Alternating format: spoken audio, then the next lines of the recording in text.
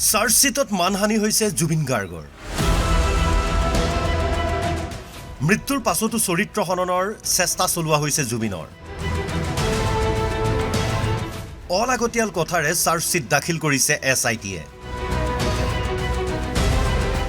এই বিস্ফোৰক অভিযোগ অধিবক্তা গেব্ৰিয়েল চাহুৰ। শেহতীয়াকৈ জুবিনৰ মৃত্যুৰ গোচৰত অভিযুক্ত অমৃতপ্ৰভা মহন্তৰ হৈ ওকালতি কৰিব অধিবক্তা গেব্ৰিয়েল চাহুৱে। অধিবক্তা সমাজৰ আহ্বানৰ বিপৰীতে গৈ জুবিনৰ মৃত্যুৰ অভিযুক্তৰ সপক্ষত ওলাই আহিছে গেব্ৰিয়েল চাহু। SIT-য়ে দাখিল কৰা অভিযোগনামা অধ্যয়ন কৰি ভয়ংকৰ অভিযোগ কৰিছে অধিবক্তাগৰাকীয়ে। প্ৰকৃততে SIT-য়ে দাখিল কৰা চাৰ্জশ্বিট বিসংগতিপূৰ্ণ আখ্যা দি অপ্ৰয়োজনীয় কথা সংযোজন কৰা বুলি উল্লেখ অধিবক্তাগৰাকীৰ। ছিংগাপুৰত জুবিনক অমৃতপ্ৰভাই সুৰাপান কৰোৱা প্ৰসংগৰ উদ্ধৃতি দি জুবিনৰ চৰিত্ৰ হনন কৰা বুলি অভিযোগ উত্থাপন কৰিছে অধিবক্তা গেব্ৰিয়েলে। মৃত্যুৰ পাছতো চাৰ্জশ্বিটখনত হাৰ্টথ্ৰবগৰাকীৰ কেতবোৰ অপ্ৰাসংগিক কথা উল্লেখ কৰি মানহানি কৰাৰ পোষকতা কৰা বুলি মন্তব্য অধিবক্তাগৰাকীৰ।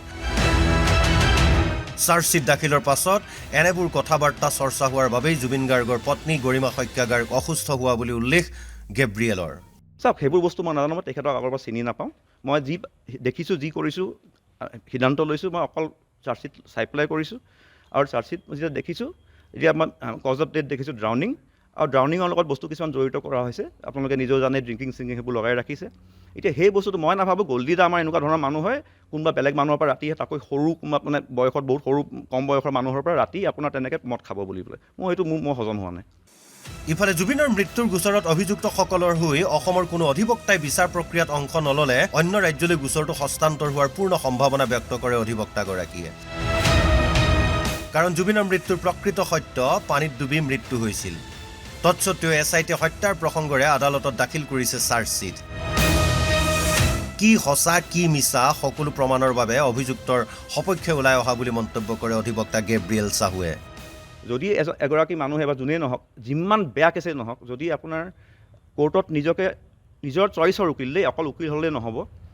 এইটো কেছত আপোনালোকে দেখিছে গভৰ্ণমেণ্টৰ ফালৰ পৰা উকিল আছে, কিন্তু তেখেতসকলৰ চইচৰ উকিল নহয়, সেইবুলি মই ধৰিছোঁ। কাৰণ তেওঁলোকে এপইণ্ট কৰা নাই তেখেতক।